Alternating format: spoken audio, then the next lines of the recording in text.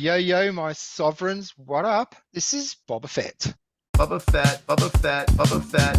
uncensored on the internet, with episode 94 of Splinterlands 101. Joining us once again, co-hosts of the show, finest gentleman who ever lived, Matt Clark. Here's Matt Clark. He's one of the finest gentlemen that ever lived. Howdy, howdy. The man behind the Pouffet Poussey, Geotrix. And Pouffet Poussey. Hello. And we have two guests tonight, and we will elaborate and expand on this further. The first guest, he commented rather vigorously on one of our posts, and he won the engagement for that award. And in the chat, I actually invited him onto the show. And of course, anyone who watches Splinterlands TV would know this name. This person was quite possibly the most hated person in Splinterlands for about a week until people came to terms with it. Shawn NFT, of course, won the gold foil kitty. Welcome to the show, Shawn. Thank you. Yeah, Shawn NFT. And Shawn wanted to bring a friend onto the show with him. So I actually don't know a great deal about this person, so I'm looking forward to finding out about it. And I'm sure Shawn and Arushad, who is being invited on by Shawn, we're all looking forward to getting to know who is this person and what is the relationship with Shawn. We think we have an idea what it is, and it's the dark side of the dark side, the Splinterlands, that evil three-letter word. But hey, we like, I use Xbot for general play, and it's a whole community, it's a whole universe, it's a whole ecosystem, and I think there's a place for everything. So there's certainly no judgment here. But yeah, it's always interesting to hear from this side of the tale. So Shawn, do you want to take it off and introduce yourself a little bit, and then do a segue into how you brought Arushad on? Like where do I start? How I started, how I found Splinterlands? Yeah, all of it. Yeah. How did you meet Arushad? Yeah, man. Well, actually, a couple of questions we normally do ask people at the beginning. It might help you to get rolling. Is where did you come from? Because some people have come from a crypto background, some have come from a card trading background, some people like myself just stumbled into this and had no idea what was going on. Yeah, that's me. I stumbled into this. That's me. All right. And also a little bit ask people, I'm guessing in your case it might be a little obvious about your nickname, your handle. But yeah, what was the story behind that? So yeah, just whatever you feel comfortable sharing. Okay. So I think I first got into Gods Unchained in like 2021, because it was on an ad. I kept seeing it, so I was like, okay. It kept showing, oh, this is a game you can like play and earn. Like, I don't know if you guys saw that Gods Unchained ad, but like it kept showing up on my YouTube. So I just went it. I tried it out. I played it. Then I think during this same time, like a few months later, it was like May. This was like the Axie boom. So this one was like, and then my friend was like, oh, come play Axie. You can make a bunch of money. So I was like, okay, I'll just play. Then I did that. Then I became like a manager for Axie too. So I did that for a while, and then like I got more curious about the crypto Web3 space, so I did more research and stuff, and then I found Splinterlands because it was like one of the most like active players, or I guess bots. Now we found out it was all bots. So the most active bots in the game, most daily users. So that's how I got here, and then I think I wasn't too like into Splinterlands at first, because I played it and I was like, I had no idea what was going on until I got into a scholarship with Balthazar.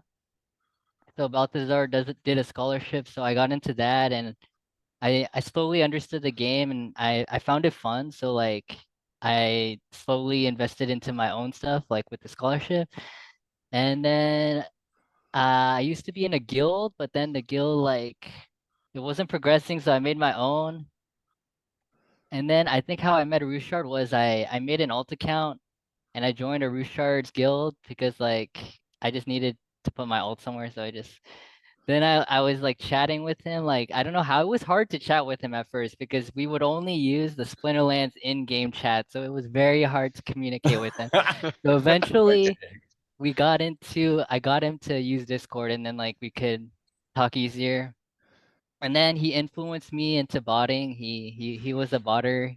He's like the OG of botting, the dark side. So he got into Archmage early. He got like a ton of alpha Archmage tokens. So yeah, he taught me how to bot and I got inspired, I guess.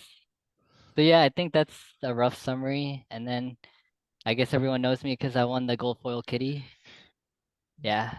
That was So awesome. I think Arushard can share his story. He was Yeah. here just wanna- earlier. I just want to say one thing. Yeah. I've never heard of anyone becoming friends over Splinterlands chat. Yeah. It Right. really happened. We're an anomaly. You are anomalous as anything. All right, I've said my word. I've said my piece. Right. So yeah, I mean, I'll use the Rushard tag here for my name. I actually work for the military. We build like the frigates and all the battle destroyers and stuff. And it's not too big of a deal because there's a lot of people that work there, but I do live in Maine, and Bath Iron Works is the shipyard that I work at. And to get to how I got there was basically I went to school for criminology for 3 years. Decided I didn't want to do that anymore and wanted to do some more like freelance things and all that. And then I went from there back into retail, became like an assistant manager for like a Rite Aid, and progressed up to like a store manager, and then realized that the retail world was just really not that great. And, it's, long hours and all that. So I said I needed to change things up. And that's probably after the first Bitcoin bull run.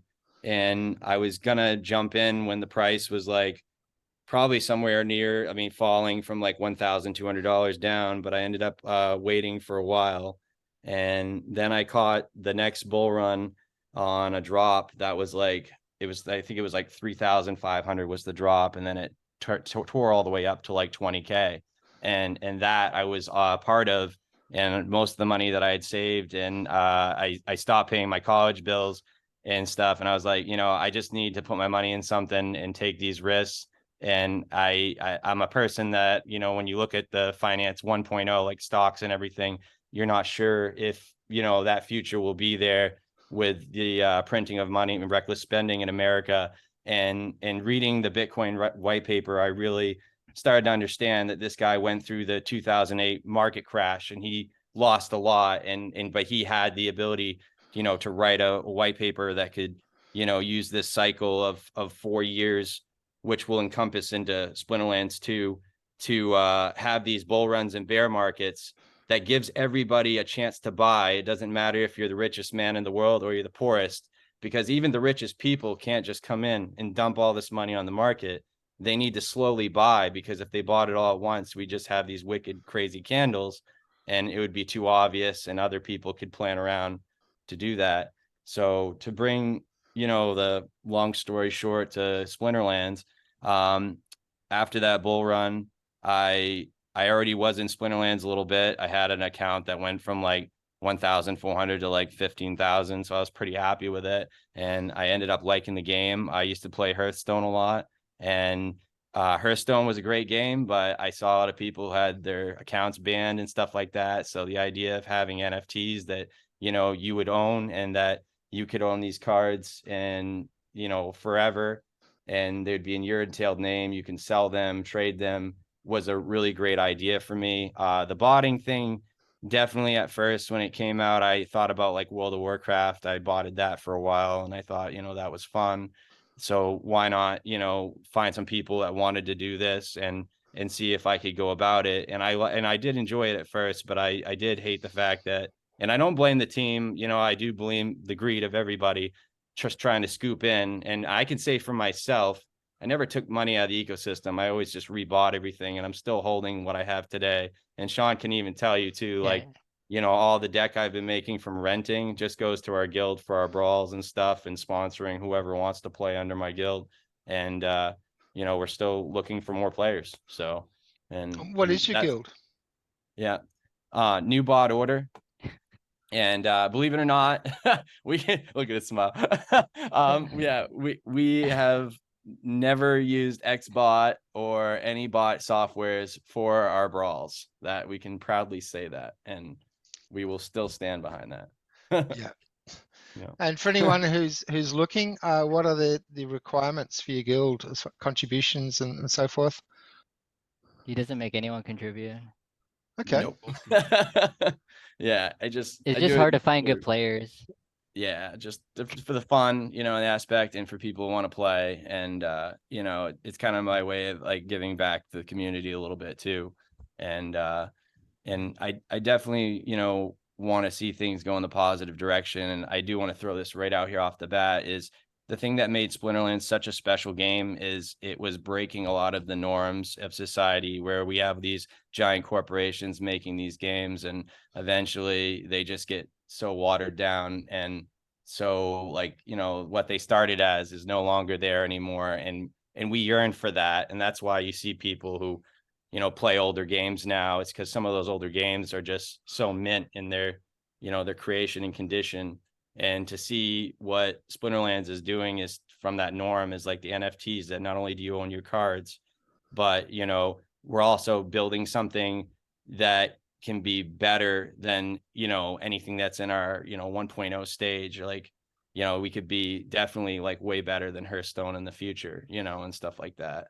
Like, I could see that because of all the, you know, what you can do with, you know, crypto games and all these assets, and connect people across the world. Like, that's how we get crazy bull runs, is it's because we get all of this money coming from, you know, the whole world, versus just like the United States and investing in the United States stock market, right? Like, now we have Bitcoin and everybody knows about it, like Russia, Japan, you know, El Salvador, like all these other ones that are making it its main currency. And that's that's where that, you know, all this money comes from, is all the money that we put together. Look at Wall Street's bets, you know, when they had the, you know, they all put money in, and it was like, I think it was 1 million people that were on the site, and they just all decided to buy GameStop, and then it just goes from, you know, like $3 to like $300 or something, you know. Was that the And Robin Hood thing? yeah, and that was, I mean, and that was scary because I told people from my work, but no one understood it. And I, you know, I don't blame it. A lot of people don't, you know, look into this stuff, but it's like they literally told everyone you could only sell, like you can no longer buy it. And that was so illegal. You know, like, you know, it's never even been really done in our history, you know, like, and it's very depressing, you know. It was But, very similar to when Justin Sun had the exchanges power up the hive of their customers to vote for his socket puppet witnesses. It's the same sort of vibe, where Robinhood is meant to be there as a neutral, and they said, "Oh no, we're just going to let you sell. We're not going to let you buy anymore." So the problem is, there were a lot of people who predicted that the GameStop was going to crash, and so they shorted it. Which, for those who are unaware, shorting it means you're committing to buying that stock and giving it back. You've bought it, and then you've borrowed it, and now you've committed to buying it back, regardless of the price. Now, if it tanks, that's great, because then you've made money off it tanking, and buying it back and giving it back is easy. But it means that these big investors were on the hook for an insane amount of money, and the more that the small guys joined together, it was a real David versus Goliath thing. And there's a movie out about it now. I don't know if they're going to do it justice, but it's a movie about it coming out about it now. But it really meant that they're stuck buying it regardless of the price. And because there's that buy pressure from the guys who'd shorted it, then they're trying to work out, how do I get out of this? I have to buy. It really just drove the price up through the roof. So then Robinhood stopped in and said, "Oh, you can only sell what you can't buy." So to look after our friends, and for a lot of people, it became a point of disillusionment, where even if you win, even if you find a little crack in the system and you can burrow in there and get really, really lucky and win, they'll just change the rules. Like Exactly. the bank. Central Yes. banks. Yeah. It really exposed them though, huh? It like when it's not in their favor, oh, you'll know about it because they stop everyone else from, from. Yeah. Yeah. Actually, I can attest to this. It was like 3 days ago. I got a heat pump put in my house, and it was like 2 of them, and it was $10,000. So I went to pay, and they denied my debit card. And I said, why? And they go, oh, you have to get special authorization for $10,000 to be used on your card, where mine used to be 30 grand, which was just for crypto. And then all of a sudden they tell me now that I can't do that anymore unless I call them and, make the authorization over a few days or something like that. And I'm just like, dude, this is not good. It's like they want people to use their shit coin, but they're putting all these measures in place to really stop you from using it freely. They're just gonna slowly push people away into crypto. So thank you, banks. Just keep being assholes, please. Yeah. And then another one too was it was about a year and a half ago, maybe 2 years ago. I wanted to see if bankers would do shorts, like I'm thinking like something not so crazy, but I want to see some guy who has a, like a degree or something, see what he can do with it. Right. So I go in to give him the money, and so we get talking about, he's telling me about, the markets aren't great. And, over the next 4 years, like, we're just going to be really defensive. And I'm like, well, yeah, but I'm coming in here with 100 grand. And like, I don't, if you think the market's going down, well, let's short it. I like that idea. Right. And the guy goes, oh, well, our bank has a policy. I said, well, what's the policy? He's like, we can only short with 30% of the funds. The 70% has to be in long-term markets. I said, what? I said, no. He goes, well, you're going to have to go and get a personal investor to do something like that. And I mean, you could do that, right? Outside. But I was thinking, like, I asked him, and he's like, no bank's going to do what you're asking.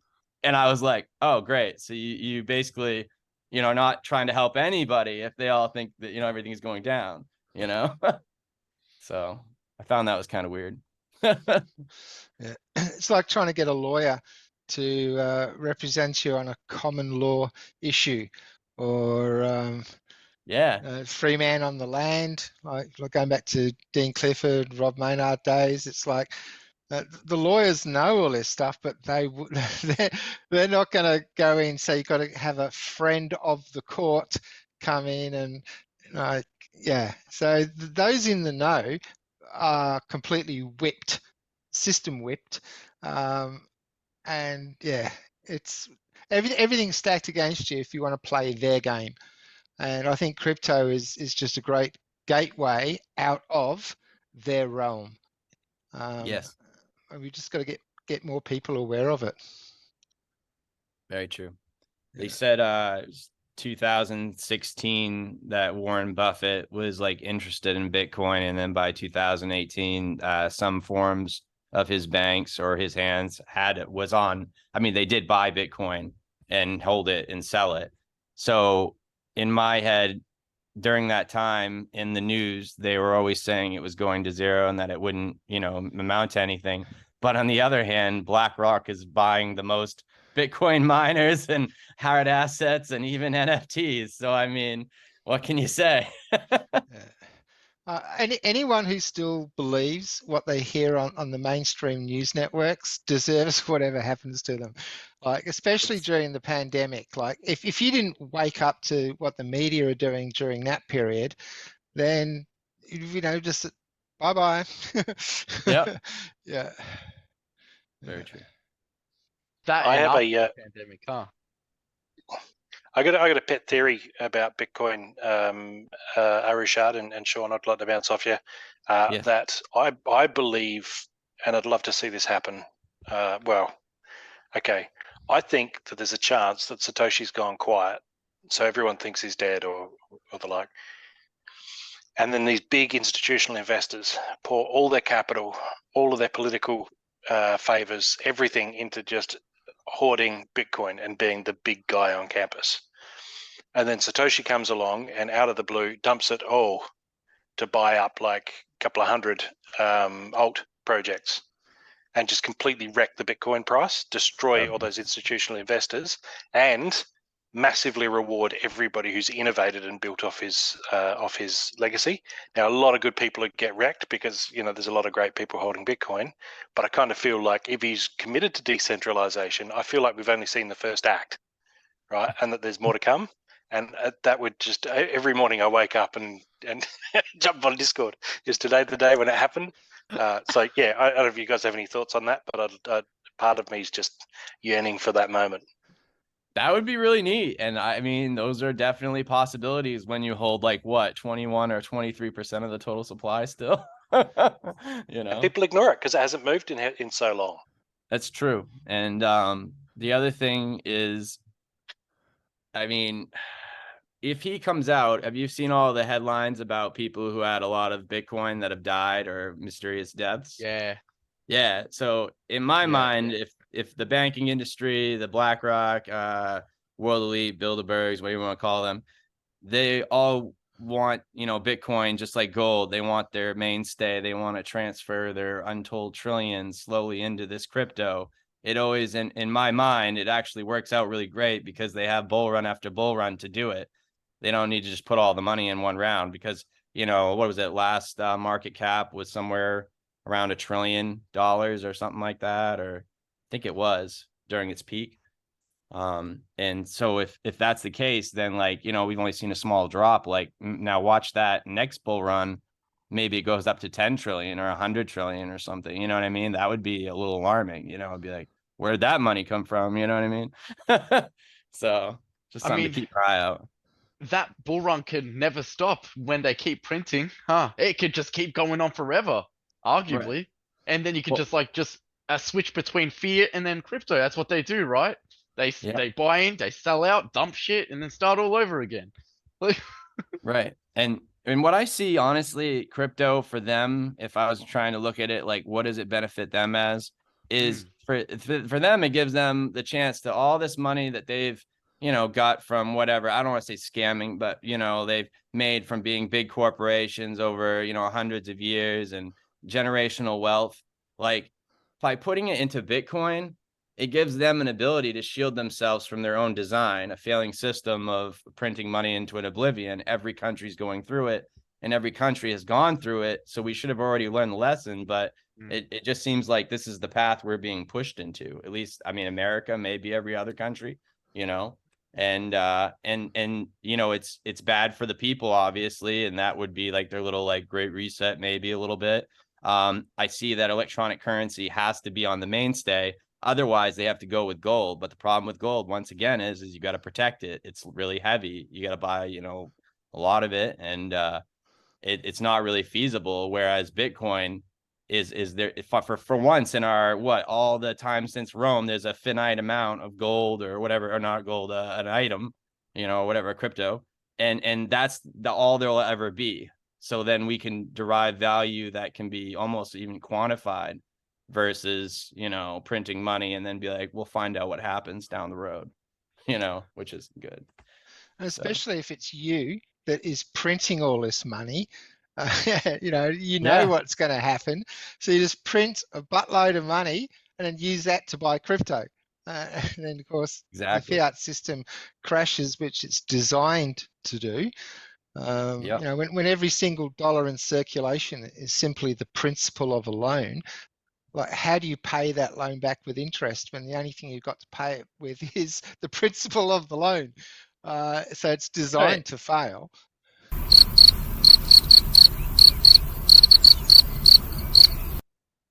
We still connected, or? Yeah. I'm still connected. Oh yeah, I was just letting you finish it out there. No, I just thought might have some red flag popped up somewhere, zoom, let's shut these guys up. This is too much. Spotlight from the helicopter in through the window. Yeah.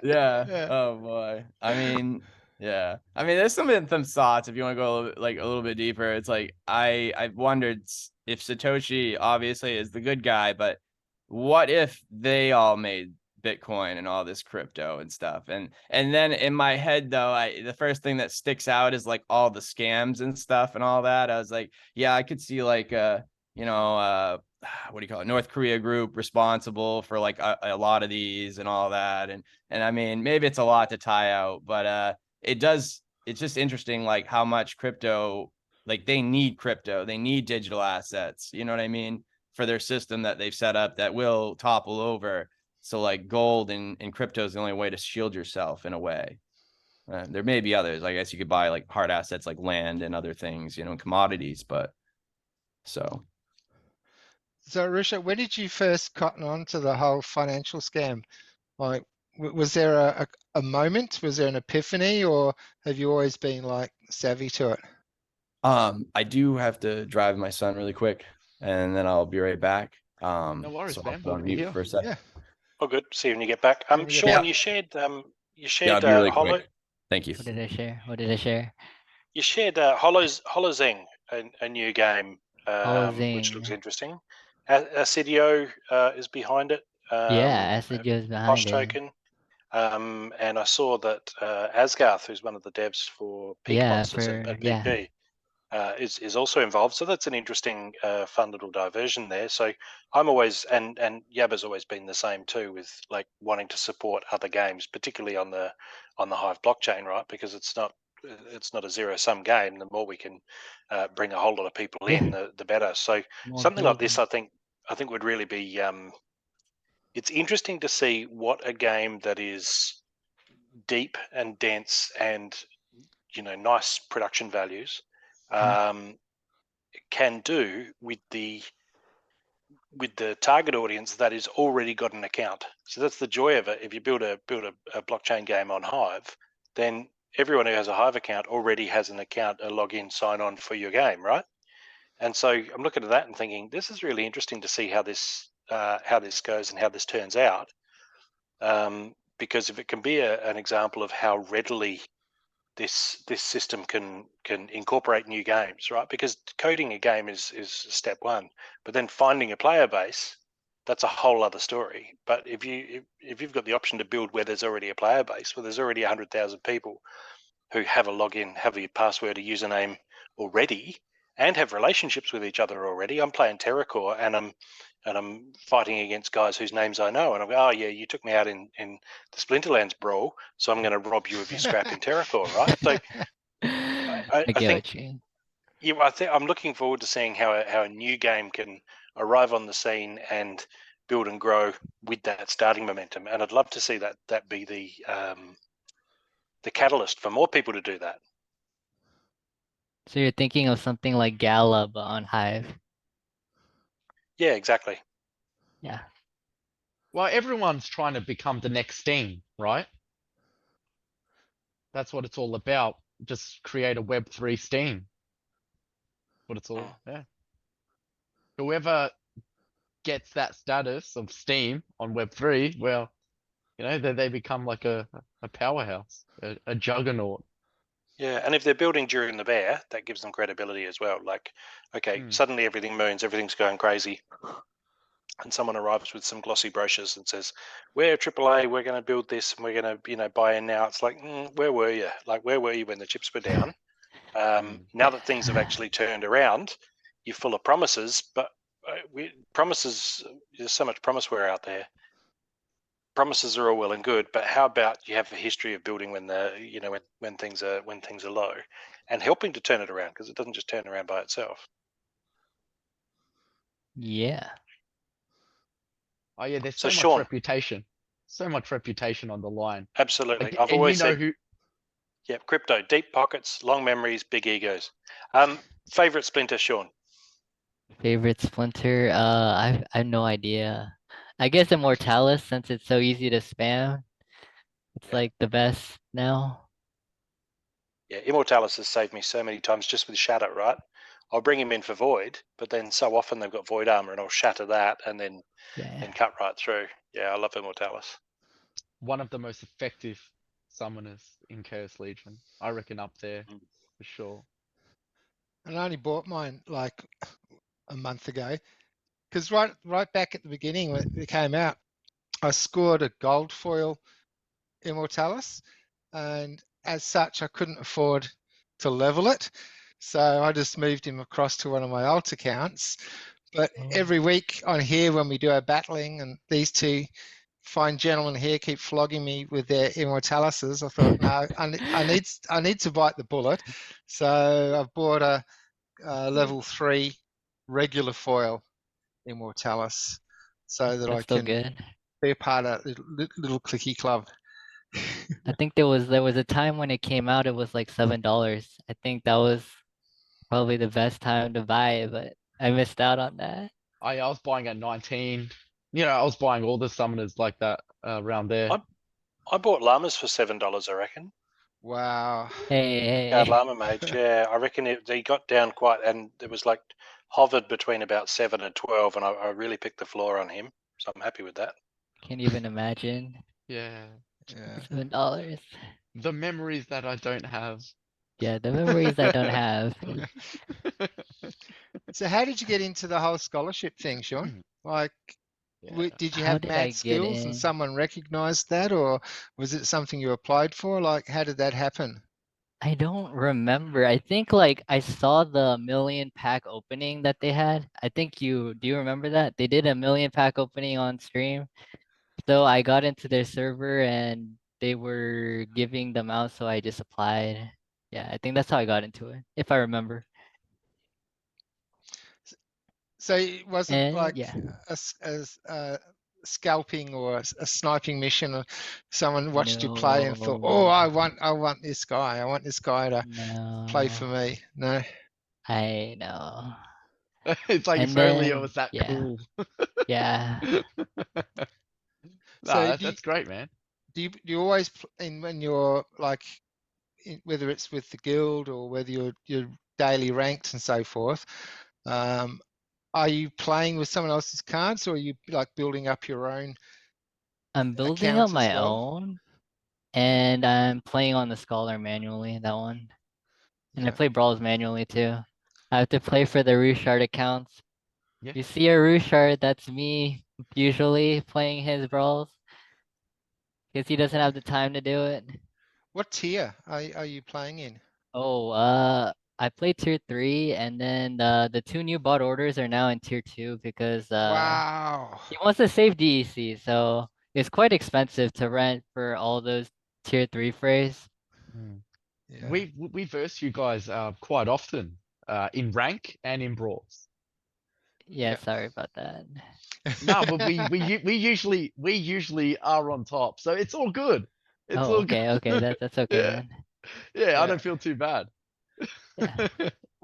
But maybe if I was below you, I would be all against new bot Yeah, order. I think Huh. there was a time where there was a lot of people complaining on the Discord. Yeah. I saw there was a time when I saw people complaining about the Rushards accounts. Yeah. I've always liked the name though, the new bot order guild. I was like that's quite cool, like Yeah, AI he did it on overrunning the purpose. world.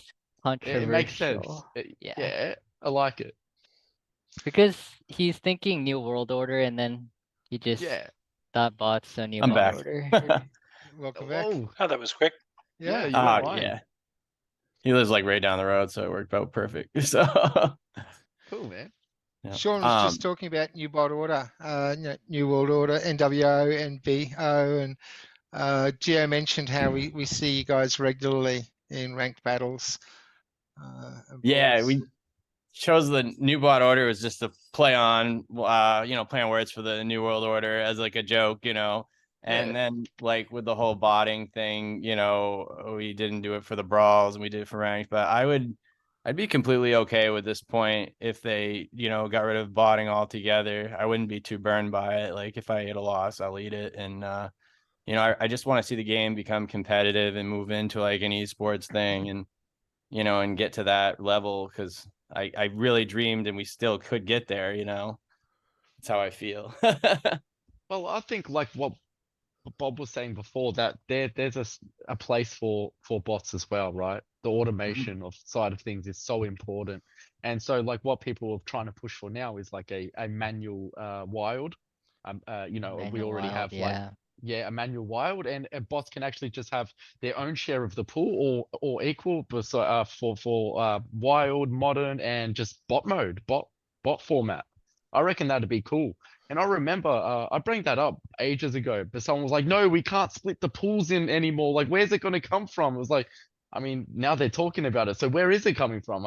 It's just, we have so much SPS. Just put it in. Just here you go. Yeah. So here's Just a eat good for- question. So I guess when the battles go in Splinterlands, they're also mining. Is that correct? Like the battles are mining. Is that how that works? Or I could be wrong. Like Hive, like we built on top of Hive because when we run battles, we're also like helping the Hive chain, kind of. Is that how that works? Every Yeah, how does it work? transaction is mining, isn't it? Yeah, that's what No, I it thought it don't- was. no. So you're actually like powering the chain. So I was always wondering, like, what kind of benefit Splinterlands gets from that, or like what they get in return, like more high power or however that works. Just something No, to throw out there. No, it doesn't work that way. Okay. Hive's a delegated proof of stake chain. So the mining there's not actually mining, so to speak. So each block is generated or published by the next witness in the list. Yep. And those witnesses are voted into their position by the total amount of stake, Hive power staked by the people that are voting for them. So you can see the list of the top 20 witnesses, and I think there's 100 witnesses or something. So, but it Mhm. cycles through them in a regular, reliable system. So our network's secured by how much the people who hold the Hive power trust these specific witnesses to do the right thing, to not defraud the chain, and the like. So there is a level of trust in a DPoS system, as opposed to something that's a proof of work system like Bitcoin, which is where the mining work is done to largely randomize who's going to generate the next block, so there can't be collusion between miners to defraud the chain and the users. So delegated proof of stake is a way of minimizing the inefficiency. So we don't have massive banks of geothermal, hydrothermal, all of the stuff that you need with mining Bitcoin or proof of work chains, but the trade-off for all that efficiency is that we do need to trust human beings rather than just purely trusting maths like you do with Bitcoin. So when we're battling, we will be given some of the SPS, which is the governance token, which will allow validator nodes to work on sort of a side chain, but that's of no benefit to the Hive chain. We're not mining on Hive at all. There's really no mining on Hive. Yeah. I was always wondering like how that worked between them both. So they just built on it because they chose to build on it. It wasn't like, there was like some kind of deal or like, we were helping them strengthen their network or something of that matter. We're not helping them strengthen it. No, I mean, Yeah. obviously we're helping with the use case and the demonstration Yes. and there's people come in and buy a Hive because of Splinterlands. And Yabba is one of the top 20 witnesses. So he's making effectively a full-time wage off being a Hive witness, but that's separate to his role as Splinterlands CEO. Right. Yeah. Okay. That is cool. So on that website, Beautiful Hive, which is like all the bubbles, which are showing each transaction on the Hive blockchain, and like Splinterlands is a big part of that. I'll see if I can find that. I'm sure I saved it somewhere. So what is that about then? Well, so we're not customers. We're basically customers using the chain. We're not propping it up or supporting it from a logistical standpoint. We're just simply users of it. We're not helping to mine at any point. Yeah, but which is what you said before, which is great because as users we actually do in a way strengthen the chain because we're all using the chain at Splinterlands and other games that are connected and stuff. So that's for sure. Cool. Yeah, 'cause that's how we boost our use cases like cards. Yeah, we give the Hive token value through ways like, for example, if you have enough Hive power, you can generate account creation tokens.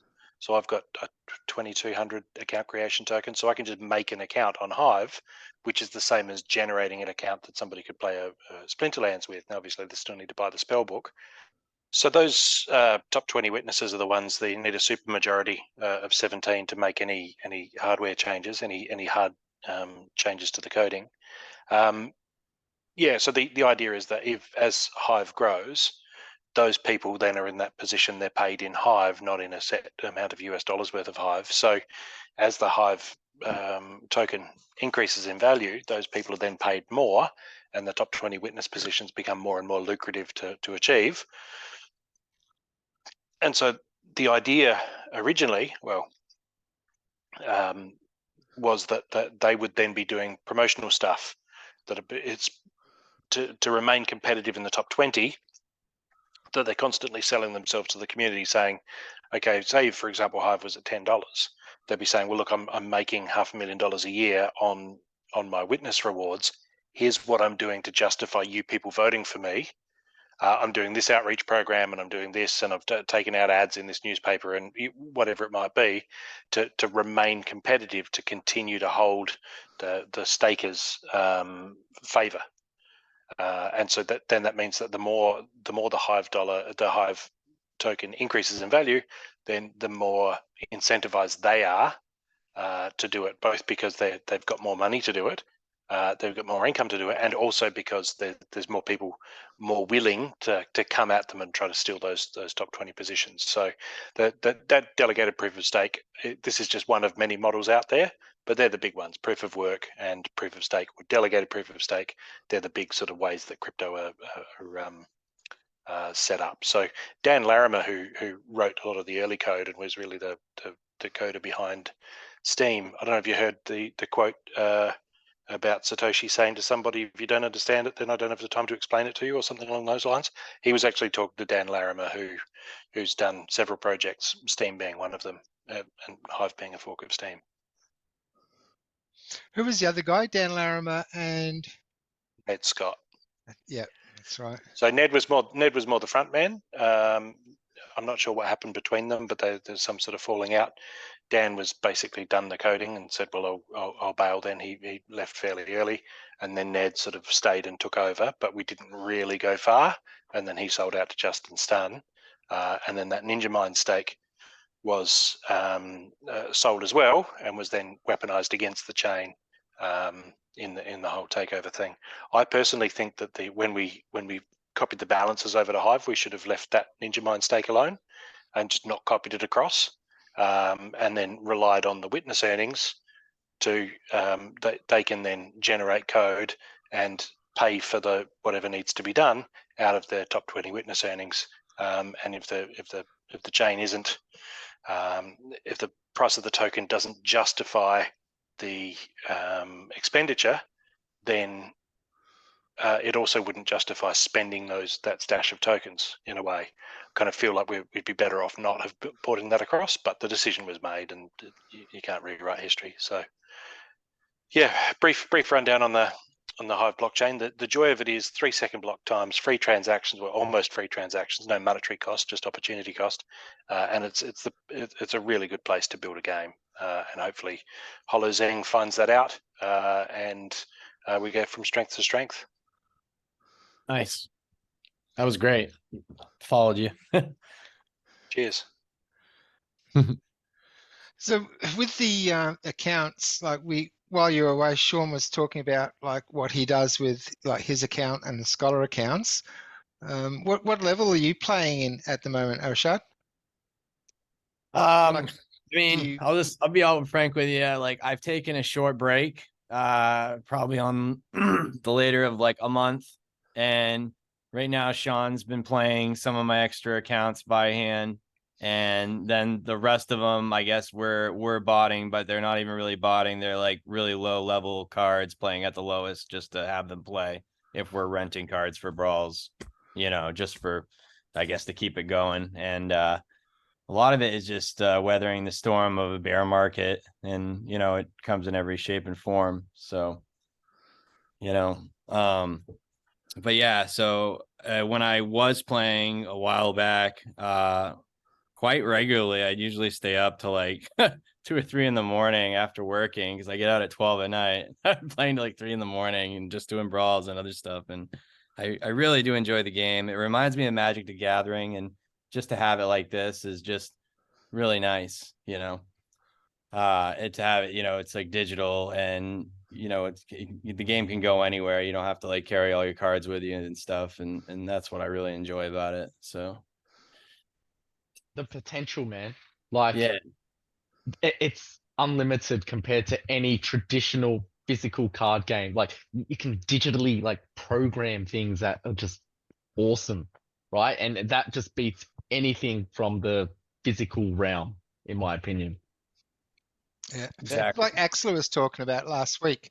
Like you've got this platform, and then with the code or whatever's available, you can just like opportunities for people to do so many things.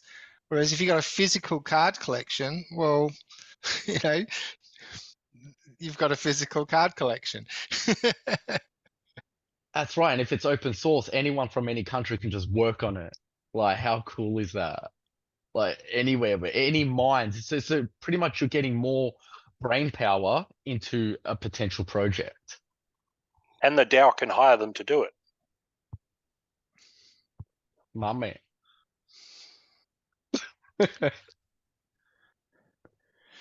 So So should we Sure. battle? yeah, I was just Shawn and Arashad, you guys have an account each that you can battle with at the moment? Yeah, I got one. Oh, he's got one of 10, 20. Yeah, I got you. All right. So just to show you guys the routine and how we go about it, it's just a little bit of fun. We use the challenge feature. We pick our teams, and then we all look at them. We explain why we chose what we chose, the lineup. We make predictions about how the battle's going to go. And the fun part is just seeing the face of your opponent while they're picking their team. Like that's something you don't normally get to see. Of course, we won't get to see Arashad, but perhaps that's the real reason he didn't. Like he's got an avatar now, so we can't. Maybe little ticks or little tells on the face of like at the poker table. Yeah. Yeah. Well, Shawn is by far a better player than I am, just a heads up. But I think I've beaten him like maybe once or twice in all of our challenges, but he probably wins like 9 times out of 10. Alrighty. So I'm going to send Gio a battle so you guys can watch, get the idea, and then you guys can jump in and try and knock Gio off his perch. Actually, no, Yeah. Matt, you took the crown Yeah. last time, didn't you? Or was that the episode before? Yeah, I often dominate. I forget when and against whom. But I'm just basically a juggernaut. I can't be expected to look back at the wreckage and pick through the bodies. Like, yeah. Oh, I like to trash talk a little bit. Who am I sending a challenge to? I've already sent one to Gio. Okay, Yeah, I've just do it. accepted it. 44 mana and no rules. Wow, it's just Wow. standard. That's a plain vanilla battle.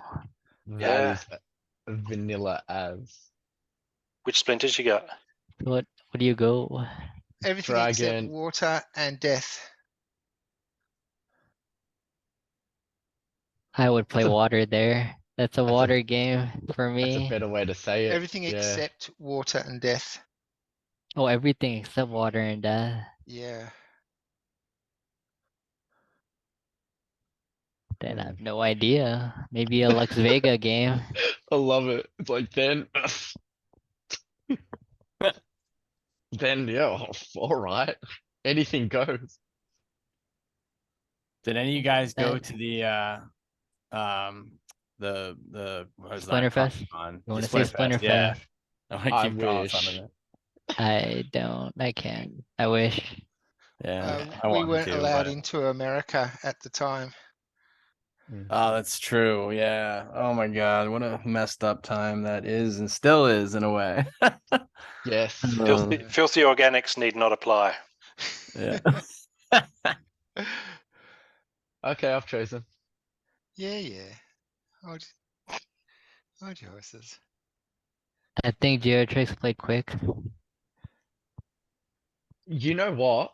I think you played Quicks. You played Quicks and you probably had like a Chaos Dragon in the back somewhere. And then you probably put some like tanks in front with some healing or something. Wow, I You can't got me. wait to actually see this now. You know what? You're This is you're good. not You got to throw the Ah. got to Oh, throw the here we prediction out are. there. you're not love it. entirely wrong. Oh, you went for the Agor. Yeah, man. Yeah. I was I- going I to go went- controller. It was a toss up with controller or Cora. Yeah, Lily would have dragged them all forward anyway. Katrelbas would still be going for Agor. Yeah, you're right. Maybe I could have just went Quicks because I have an Agor with taunt. Anyway, Yeah, yeah. anyway. Gio's gonna wipe the floor with you, I'm afraid, Bob. Okay. Yeah, he's got Yeah, that Marta either sneak, side. that sneak is gonna be gross. Mm, Yeah. Yeah. It's gonna And, be I have 15. got silence because I thought he would go magic heavy, but he hasn't even done that I'm properly. gonna say Poufet. Yeah. Yeah, Poufet. I But mean, I just question why you put 2 martyrs next to it, cause like you have no sneak. So were Case you of hoping they were gonna opportunity. blast you or something? No, they can't do opportunity because he has the Scattershot maybe. Lily yeah, shield yeah. paw. So I'm Well- just questioning the martyrs in the back. Well, okay, so the Martyr, it's mostly because I'm hoping Katralba can gain enough speed and that blinds will work magic. But Bob's using magic, so it doesn't really matter. But he I guess can't too, hit your he's back thinking- line though. He's got a second tank though, in that I can't remember what he's called now. So Gio's second tank, once Agor's knocked off, then any opportunist cards are going to be going for those martyrs instead. Ah, So it might be okay. like a second layer of defense, perhaps, is what he's thinking. But I've it doesn't got no matter. He's just opportunity. I'm not Katrelba's going to wreck honestly, that back I'm row. not really thinking. I just thought about Katralba and Martyr wherever and to buff the melee, and that's it. Yeah. No, you're right, Shawn, because Lily Shieldpaw is going to keep Bob Yeah. attacking the first Yeah. position. Yeah, I didn't see that. Yeah. Yeah, no, it's a good. Yeah, I could have went with something else, but Yeah. This is all over. Yeah. Oh, at least It's got poison in okay. straight from the start. Yeah. Ah, missed. Oh, gee. Dispel. But can you get through? I want some bloodlust on Cora. No, Katrelba's got bloodlust. It's all over. Ooh, Mm. ooh. Oh, he killed Agor. Ooh, nah, it's Didn't see over. that. that's There we go. gonna hurt. Yeah. And Cora hasn't got bloodlust once yet. Look at that. Katrelba's on 8. Yeah, Still no bloodlust on Cora. No. yeah. So even that shitty, Wow. even that suboptimal play is still worked out for me. The Yeah, that's all that matters. All right. So who wants to take Gio on?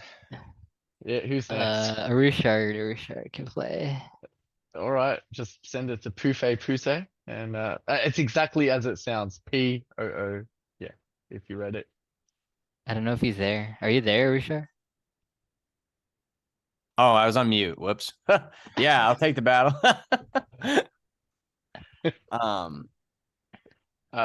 So yeah, just to send it to Puse. I don't know how to explain it, but if you read it, it's as it sounds, and yeah, just hold on, I'll send it to you if you don't know it. So Matt, are you buying Rebellion? I think I saw you said you weren't, right? Because you said the PP was too low for you. Yeah, for some reason I assumed the PP would be 1-for-1 with Chaos Legion, because it's not, and chat, because I have Ariel. so many plots. It's not worth it I'm for almost forced to grab cards with full PP while I still can. Because if we say after Rebellion, then something else is coming out, and by then Chaos Legion has dried up. Untamed has become, untenably expensive, and I've still got 1,000 plots I haven't developed yet. Well, I don't want to be 1,000 buying. plots, damn. Yeah, I got 2,100 plus all up, so I got two regions and another 100 sort of spare. 2,100. Oh my I god. don't have a Wow. lot of cards as is, so at the moment I'm looking to just stack Chaos Legion packs because there are a lot, and they're 90 cents at the moment. So really, what I'm doing is I've got a power down going with hives, so I'm taking cannibalizing some of my hive power and turning that into Chaos Legion packs. And even though I've still got like 4,000 and I've opened thousands of them, and I do have quite a lot, this has redoubled my thinking that I really need to just Damn. anything under $1 is a no-brainer. Any Chaos Chaos Legion Legion under $1 packs is a are Dang. no-brainer. 90 cents now. Yeah, Yeah. it's crazy Yeah. cheap. I get some more. And I Yeah. sold some Untamed for like $15 each, and then I'm able to buy like 16 Untamed for every Chaos, Wow. 16 Chaos Legion for every Untamed, and it's like, well, I'm swapping 70. What I worked out it was 75 cards that I was losing, and I was gaining 650 cards. Wow. So the 650 only had That half is the PP because crazy Untamed has players. double what Chaos Legion does. But it's like I can't argue with that number of just total BCX of cards. So It's all the yeah, numbers Rebellion. and that. I'm thinking with that I might just retire from battling entirely and just manage land. Wow. So you don't plan on having anyone surfing your land? You're gonna like fill all 2,000 with your cards? I expect there'll be a lot of surfing, but even then, 2,000 plots is 10,000 slots.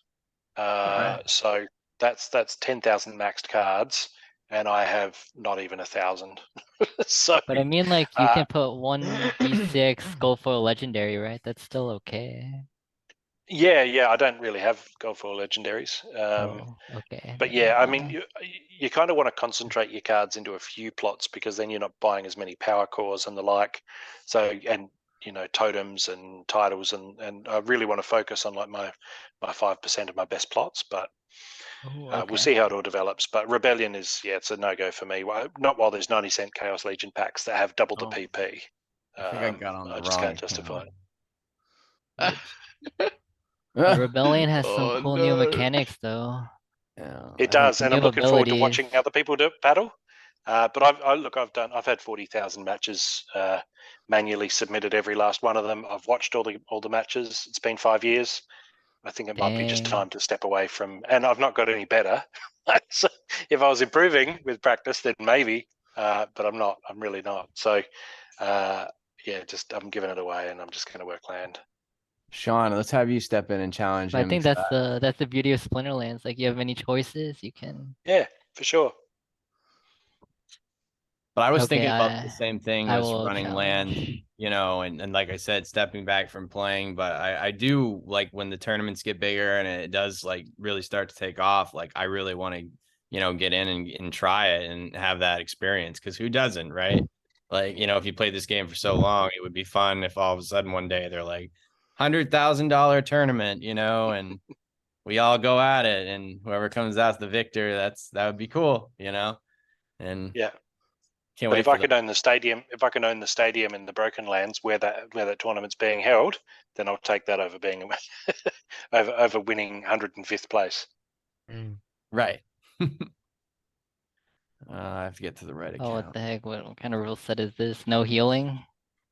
Yeah, it's Yikes. a bit rough. It's a bit rough. Yeah. No healing. What am I gonna do? You're like, he's like, what can I do? Well, let's see. Is So yeah, death an option? Shawn has sent me an invite. So, death is not wait, is it? I'm not sure.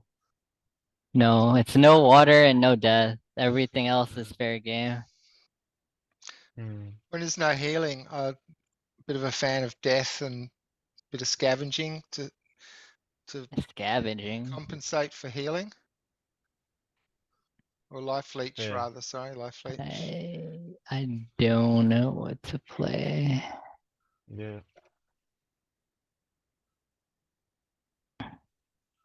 I don't believe you one bit that you don't know what to play. Yeah, No, whenever I Geo don't tells know us what to that, we know we're play. in trouble. I don't know what to play. That's just like when we went from brawling and higher brawls, and then you go down to lower ones, and you don't remember all like the cheap tricks in a lower brawl bracket, Yeah. You know what? I've just put some team together and we'll see how it goes. Yeah, just threw I- something together, Yeah.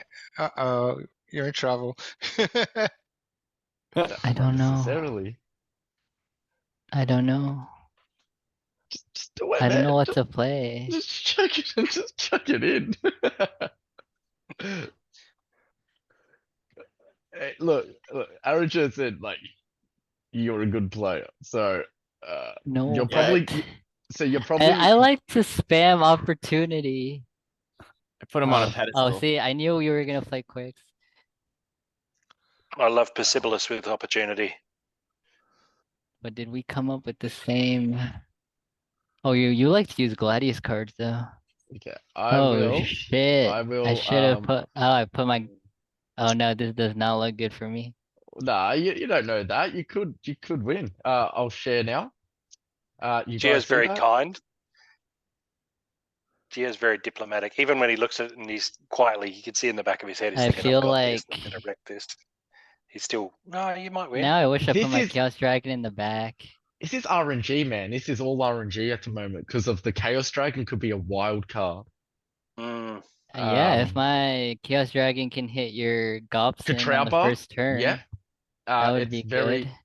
yeah, it's very much over. I think my play relies on the Gobson, wiping out your supply runner, and then, well, and then your dragon, which won't miss anyway because it has You have snare. Snare, Yeah.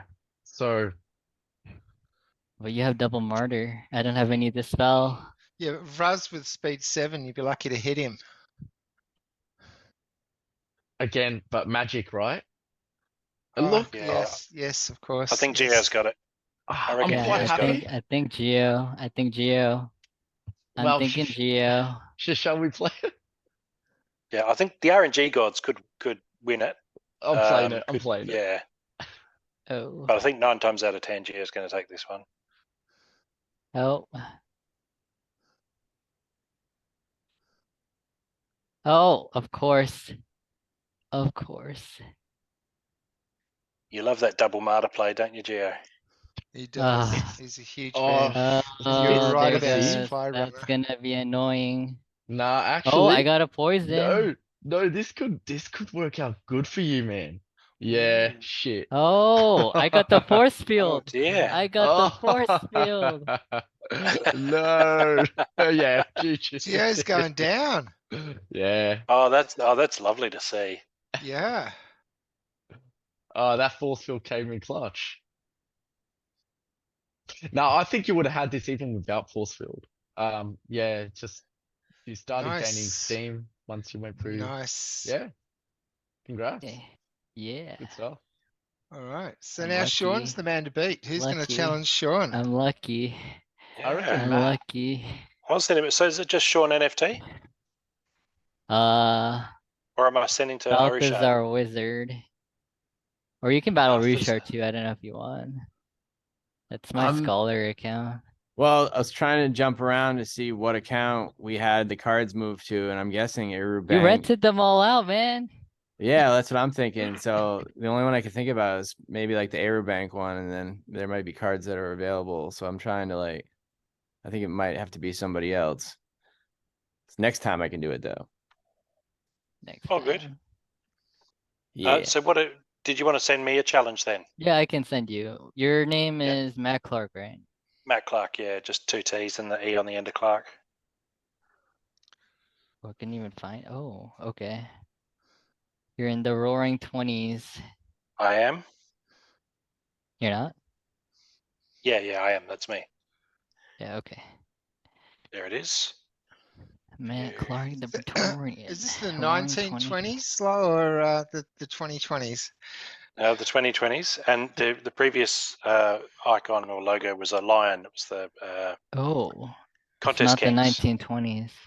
No, it's 2020s. Wasn't around for the 1920s. Oh. So we got 15 mana, Again, no heals, healing. silent summoners. We just have fire, life, and death. That's rough. Yeah, that is rough. It's okay. I Okay. think I know what I'm playing.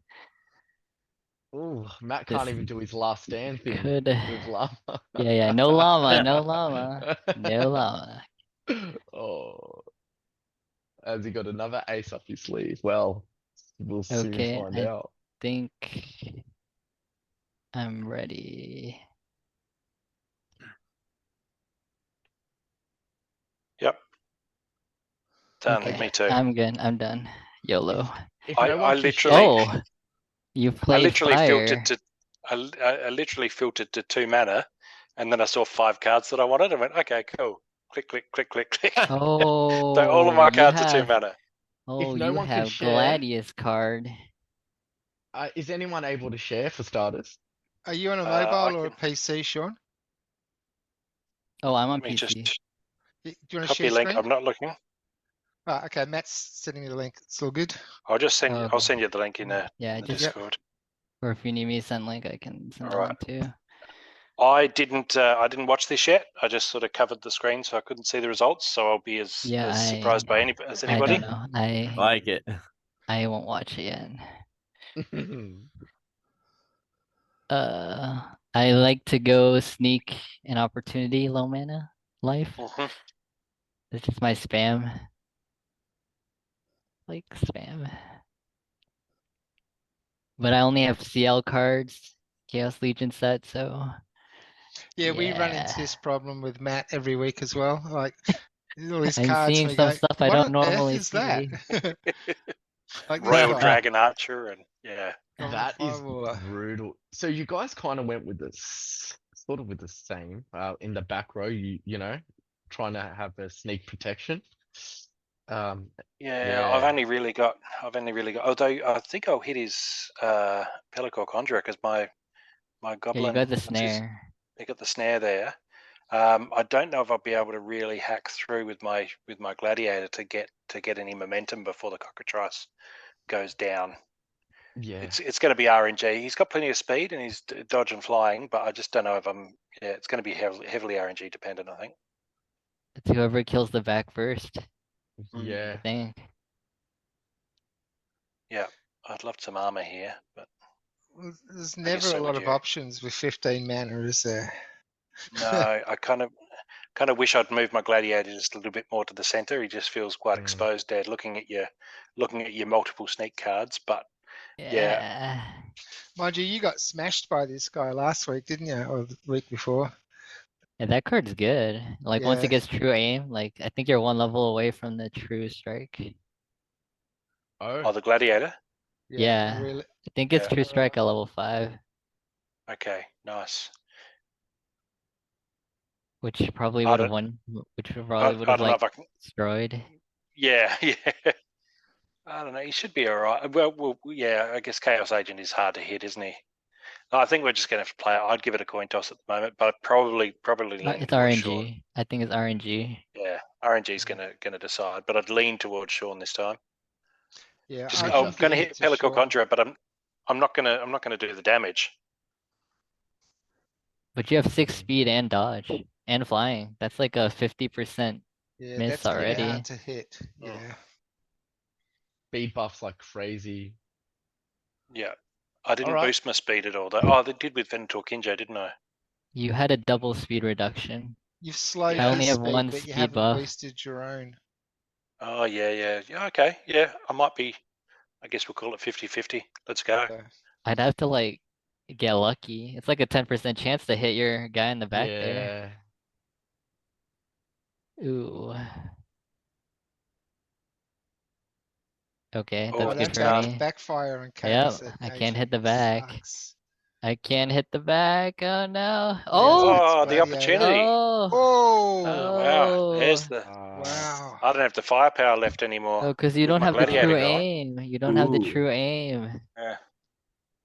Oh, that's brutal. I don't have to kind of. Although I tell you what though, this this Antoids, whatever they're called, ants is nuts. Yeah. They're just such a great mini tank. But yeah, I'm pretty confident the game's over. Well done, mate. Yeah. Good work. Okay, awesome. All right. I wasn't Yeah. even thinking Bob. about your opportunist taking out my gladiator. I forgot about that.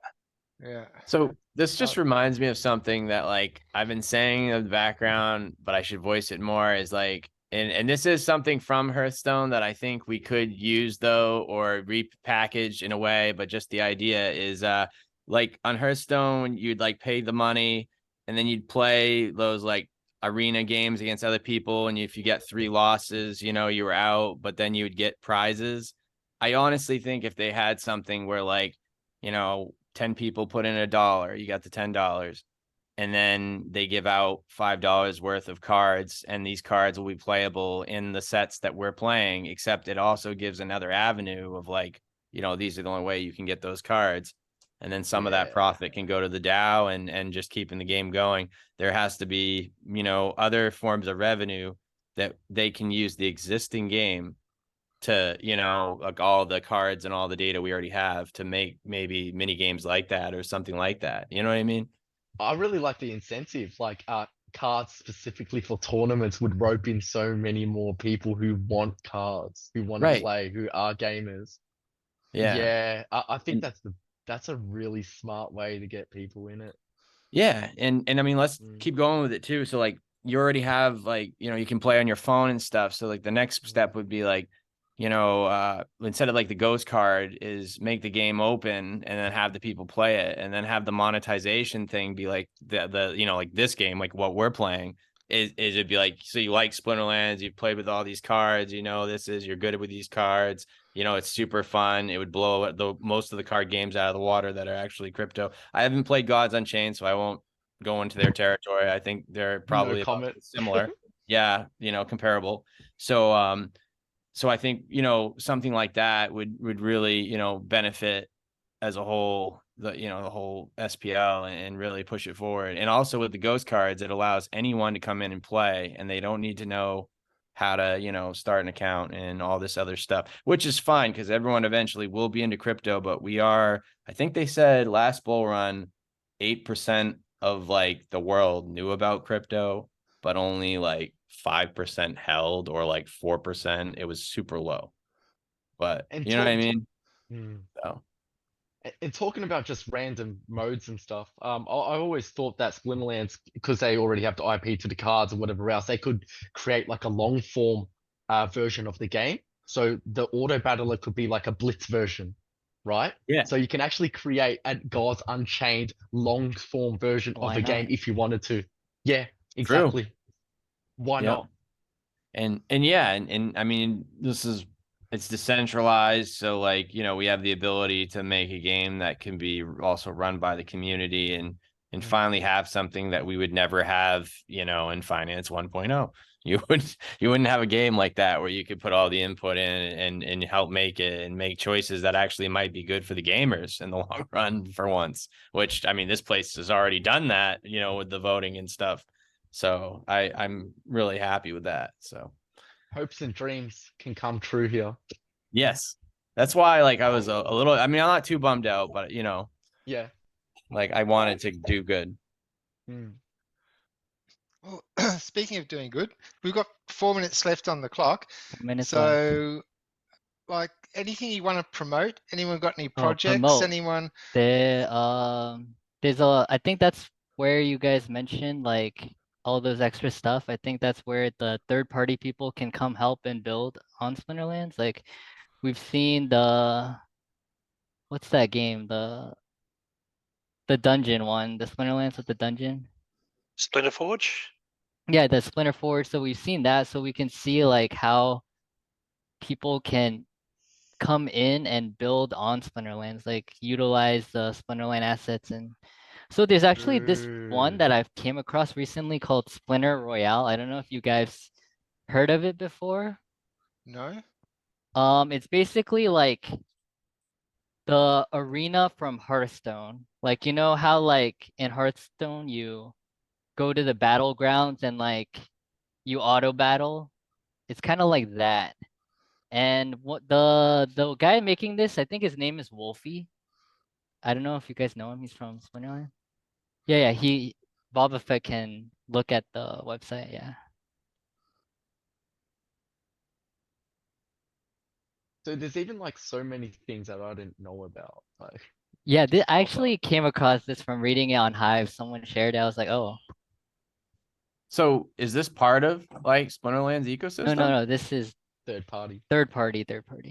But they But right link now there's up no to, or- integration. Now there's no integration with assets, but I they always made a like the game based on Wow. Splinterlands. Interesting. What did you think about Unity's move? I That don't must know. have hit a few what move. developers pretty hard. Well, they backtracked on it, so that's a Oh, good thing. they did they? Okay, Mm. sweet. Yeah. They're like, we're sorry, we overstepped. It's like, "Oh, yeah, you did. Yeah, We're sorry. yeah, we're I love sorry. that. South Yeah. Park, the oil spills and everything. Yes, that's We're exactly what I was sorry. thinking. Yeah, We're yeah. sorry. Excellent. That was Uh, great. Yeah, love it. And do you want to give your guild one last plug before we go, Rashad? Richard. Yeah. New bot order. We have 1 and 2, and if anyone's looking to join, we would appreciate it. And we just doing brawls, and right now I think we're in the rank 2 brawls, kind of Tier 2. tier 2. Yeah. Need good Yeah, players. well, I know I moved down Responsible one because- players. yeah.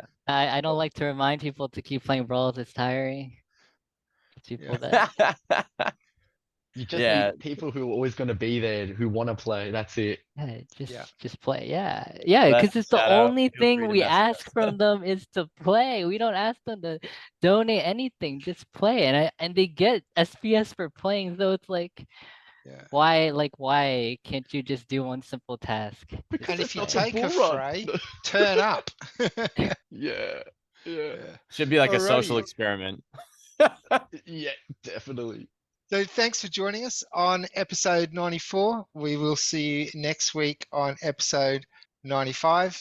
Yeah, Thanks thanks for for joining having us. us. Thank Man, you it for was a having me. Learned pleasure a having lot you of both. things actually. Me too. Thank you. It won't have to be the last time. Yeah, sure. absolutely. Like Hopefully there's again. plenty of Cheers. plenty of opportunities to come back on and share some stuff. And Hopefully more it's a positive pity I stuff never got the opportunity to Splinterlands. battle Shawn, but you know we ran out of time. But Okay. He dodged a bullet. I dodged a bullet, so yeah, we can do that next time.